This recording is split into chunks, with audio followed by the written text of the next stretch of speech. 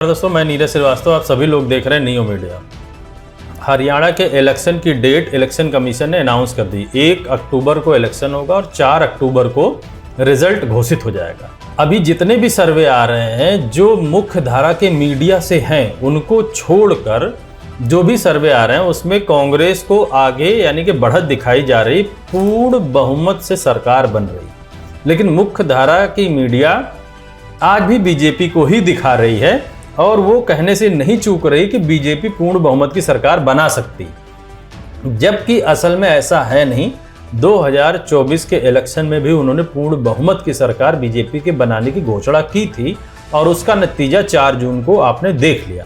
इस बार भी हरियाणा का इलेक्शन 1 अक्टूबर को और 4 अक्टूबर को उसका रिजल्ट आना है, यानी कि 4 जून उधर 4 अक्टूबर इधर।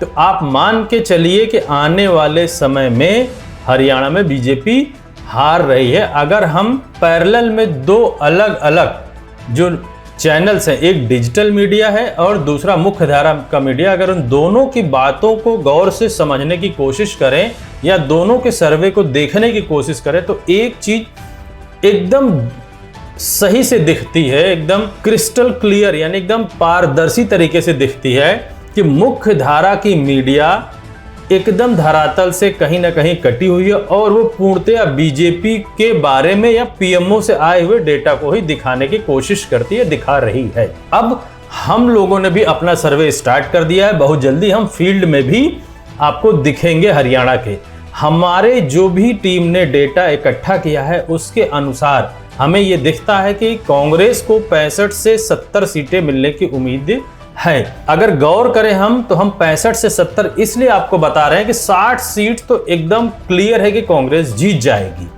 लेकिन 60 के बाद जो भी 10 सीट अगर कांग्रेस को और जीतनी है उसके लिए उनको उसी तरीके से मेहनत करनी पड़ेगी जैसे 2024 के इलेक्शन में की गई थी। याद कीजिए 2019 के इलेक्शन में बीजेपी को 40 सीटें मिलती है, कांग्रेस को 31 सीटें मिलती हैं और दुष्यंत चौटाला जी के पार्टी को 10 सीटें मिलती हैं और दुष्यंत चौटाला जी और बीजेपी मिलकर एक एनडीए गठबंधन फॉर्म करके वहां पे सरकार बना लेती है और खट्टर जी दोबारा उस सरकार के मुख्यमंत्री बन जाते हैं। जिस समय 2019 में ये इलेक्शन हुआ था उस समय कांग्रेस को ये भी उम्मीद नहीं थी कि वो 20 सीट भी पाएगी, लेकिन हरियाणा की जनता आज से नहीं बहुत पहले से ही कांग्रेस पर ही विश्वास करती है और उन्होंने उनको 31 सीटें दी, जबकि केंद्र में कांग्रेस को 50 सीट भी नहीं मिली थी। ऐसा लग रहा था कि मानो 2 बार लगातार 50 ना पाने वाली कांग्रेस एकदम खत्म हो चुकी है, लेकिन हरियाणा में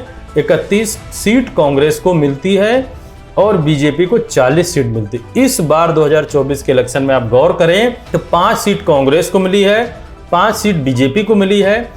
उन 5 सीट में जो बीजेपी को मिली है, याद कीजिए इलेक्शन कमीशन ने जब वोटिंग हुई थी उसके बाद जो डेटा दिया था उसमें 4 से 5% वोट बढ़ गए थे, एवरेज पूरे देश का देखा जाए तो। इसी क्रम में अगर हम सोचें तो हरियाणा में जो भी वोट बढ़े थे वो पर सीट लगभग 1 से 1.25 लाख वोट बढ़ गए थे पर सीट। अगर हम उसी को ध्यान दें तो बीजेपी की 3 ऐसी सीटें हैं जिसमें लगभग वो 50,000 से कम पर जीती है, यानी कि उनको भी जोड़ दें तो कांग्रेस को 8 सीट हो जाती है, जो हमने अपने सर्वे में दिखाया भी था और यही आम जनता भी समझ रही थी। अभी कुछ लोगों ने 2 सीट पे एक केस भी फाइल कर रखा है कि इसकी फिर से गणना की जाए या इसमें कुछ धांधली हुई, इसको ठीक किया जाए। इन्हीं सब अगर आंकड़ों को हम देखें तो हमें ये समझ में आता है कि 65 से 70 सीट बहुत आसानी से कांग्रेस जीत सकती है, लेकिन 70 सीट से ऊपर जीतना या 65 से 70 तक भी जीतने के लिए कांग्रेस को उतनी ही मेहनत करनी पड़ेगी जितनी की 2024 के इलेक्शन में उन्होंने की थी। यानी कि जो भी हरियाणा के लोकल मुद्दे हैं उन्हीं पे काम करना पड़ेगा। जैसे 2024 के इलेक्शन में इंडिया गठबंधन ने एक बहुत बढ़िया काम ये किया था कि केंद्र के मुद्दों को हटाकर हर सीट के लोकल मुद्दे पर इलेक्शन लाके खड़ा कर दिया था। इस बार भी हरियाणा के लोकल मुद्दे को लेकर इलेक्शन अगर इंडिया गठबंधन लड़ता है तो मान के चलिए कि इंडिया गठबंधन को 70+ सीटें मिल सकती हैं।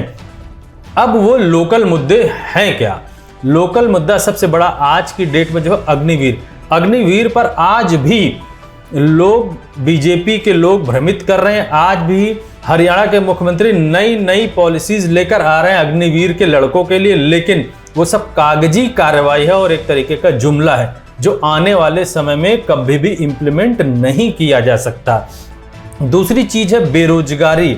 बढ़ती हुई बेरोजगारी और महंगाई हमारे देश के लिए सबसे बड़ी प्रॉब्लम बनकर खड़ी हो गई। इसी तरीके से हरियाणा में भी अगर हम देखें तो बहुत गांव के अंदर अगर आप चले जाइए, शहरीकरण को छोड़ दीजिए, तो बहुत ज़्यादा आज भी गरीबी है। और जिस लिहाज से महंगाई बढ़ रही है उस तरीके से लोगों का जीना मुश्किल है। तीसरा पॉइंट आता है कि किसानों के एमएसपी का। आज भी एनडीए गठबंधन इस बात पर राजी नहीं है कि एमएसपी दिया जाए, क्योंकि अगर आप राहुल गांधी जी या इंडिया गठबंधन की बात सोचें तो एमएसपी बीजेपी इसलिए नहीं कर रही है क्योंकि उनको अडानी को फायदा पहुंचाना है। और अडानी जी ने बहुत पहले ही सोनीपत में बहुत बड़े टैंक्स बना लिए हैं जिसमें वहां के अनाज को स्टोर करना शुरू कर दिया। अब तो बीजेपी ने शायद ये भी कर दिया, अगर हमारी इंफॉर्मेशन गलत नहीं है तो।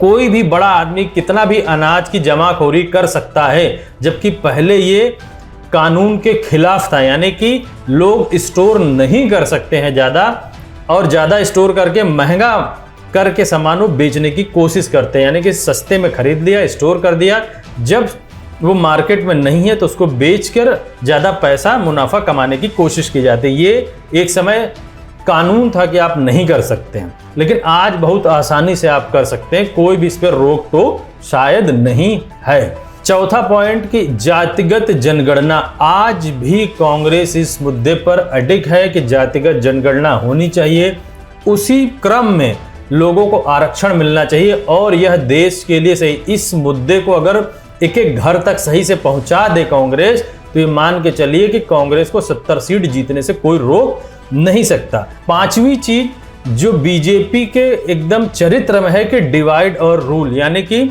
बांटो और राज करो, घर घर में लड़ाई लगा देती है। अगर हम हरियाणा की बात करते हैं तो हरियाणा में जाट के नाम पर ही हरियाणा को जाना जाता है, लेकिन विगत 10 सालों से अगर आप गौर कीजिए तो नॉन जाट मुख्यमंत्री बनाना और जाट और अदर देन जाट के बीच लड़ाई लगवाना, ये बीजेपी की एक प्रथा सी बन गई है।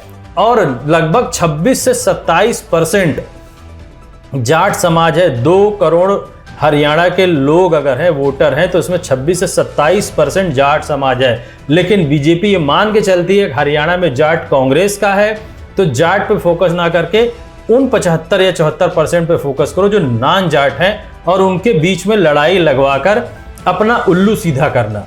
यही ऐसे मुद्दे हैं जो आज हरियाणा के एक एक लोगों के दिमाग में घर कर गई है बात। इसीलिए हमारा जो सर्वे रहेगा इन 5 पॉइंटों पे ही आम जनता से हम क्वेश्चन पूछेंगे, और हमने अभी तक जो किया उसमें यही बात निकल कर आती है कि लोग इन मुद्दों पर एग्री हैं, सहमत हैं, और इसी वजह से वो बीजेपी को नहीं कांग्रेस को वोट देना चाहते हैं। यही क्रम रहा तो लगभग 70% से ज़्यादा लोग कांग्रेस को वोट करेंगे और 70 सीटों से भी ज़्यादा कांग्रेस जीतने में सक्षम हो सकती है, बशर्ते ये वो गलती ना करें जो कि मध्य प्रदेश में की गई थी। इंडिया गठबंधन को लेकर आए, ना कि कांग्रेस को, यानी कि समाजवादी पार्टी के नेता अखिलेश यादव जी को भी ले आए, ममता बनर्जी को भी यहाँ इनको लाना चाहिए, महाराष्ट्र से उद्धव ठाकरे जी को भी लाना चाहिए, और फिर देखिए कि 70+ सीटें इंडिया गठबंधन जरूर जीतेगी।